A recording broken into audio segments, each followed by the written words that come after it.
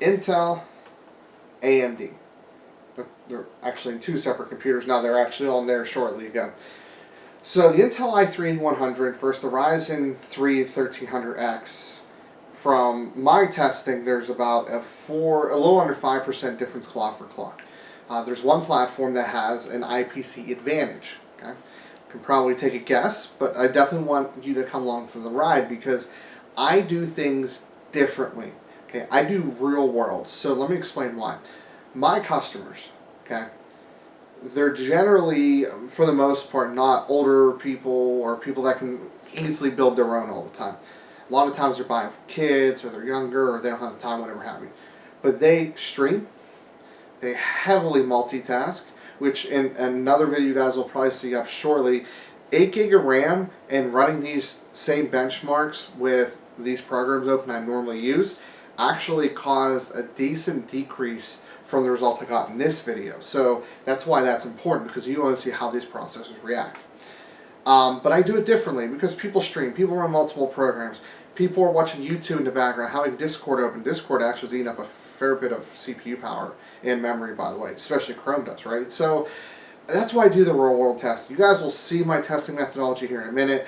Let's go ahead and take a look at the test bench first, then the testing methodology, then synthetics, then gaming benchmarks, and then I'm going to go ahead and wrap it up. So this is the test bench. It's the same except the processor and the board. We'll work with the Ryzen 3 1300X today versus the i3-8100. They're almost identical on the spec sheet. We're using Gigabyte B350 Gaming 3 and a BioStar B360 GT5S. Really good value board. I know I said that earlier, but really good value. A 2x8 kit of DDR4 3000 megahertz.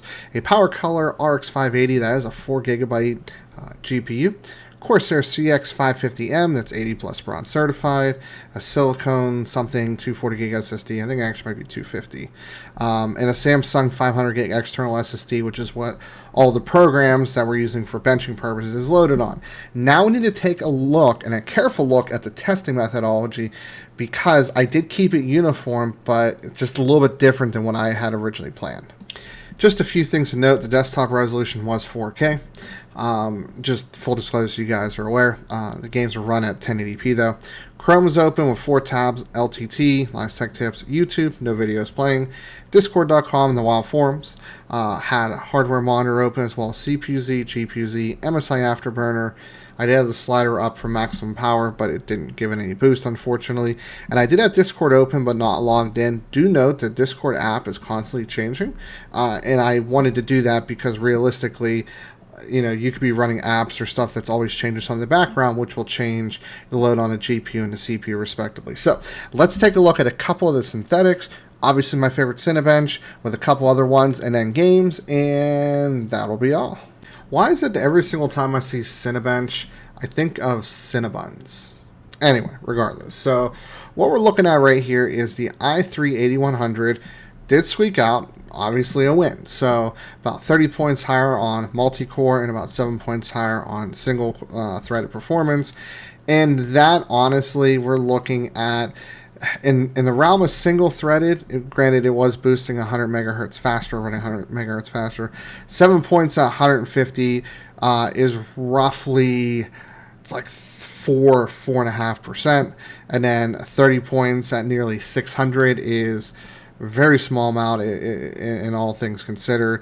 We're probably looking at about, again, around 4 or 5%. So not a huge win, but a win nonetheless, and a win I think we were all expecting.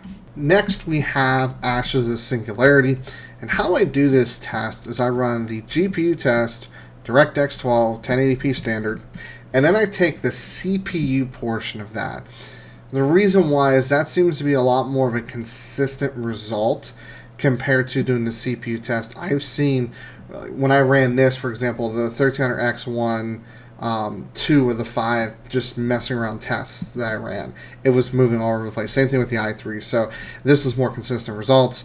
About 4.5 FPS at this point. You know, it's a decent margin, but you know, within that 5 or so percent that we're expecting. Let's look at Final Fantasy 15. Final Fantasy 15, this one was weird. The 1300X scored 3 different tests. 5260, 5350, and 5625. I took the middle one because the i3 kind of did the same thing. It didn't actually beat it on the higher end, but it beat it on the lower end and beat it on the middle. So I took the middle test because realistically the i3 should either be even or slightly ahead. In this case, it's almost margin of error, clearly, since these were moving about 300-400 points in some cases. But I'm still going to give it to the i3. Enough with these synthetics. Let's move into actual games. Now, GTA 5 was actually one that I had expected the i3 to pull a decent win here. It's a bit more than the 5%. It's actually around like 9% increase. That is kind of to be expected. The game really caters to the Intel architecture. We've seen that time and time again, even clock for clock. When normalized, it's only going to lose like 100 megahertz, so it's still going to have that win. They're both doing really well at very high settings, but clearly the i3-8100 does win on this one. But let's see if it can continue its success with a few more games. So for Ghost Recon Wildlands, 6 FPS at this juncture is around 9 to 10%. It's actually, I think, just a hair under 10.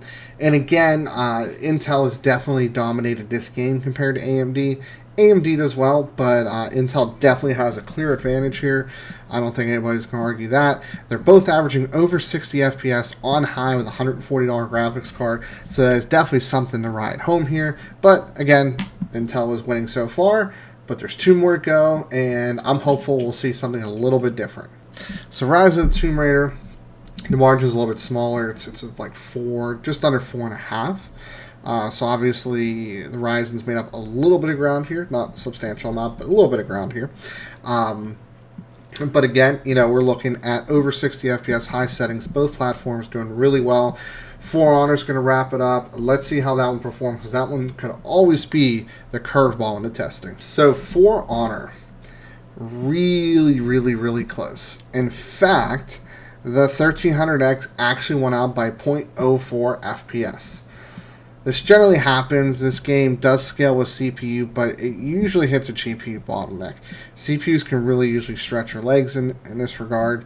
But the 1300X, I guess, technically wins, but I would go to say, let's call it margin of error. Let's call it what it is. If we ran this test many times over and averaged it, the i3 would probably be, within margin of error ahead as well. So we have one more thing to look at. It's overall performance, because I think it's going to be interesting, and it'll also help lead into the conclusion as well. Now, this last slide is interesting. So overall, the i3-8100, when you average the wins that it had and technically the one loss, I guess, it was like 4.85 or 4.8% ahead.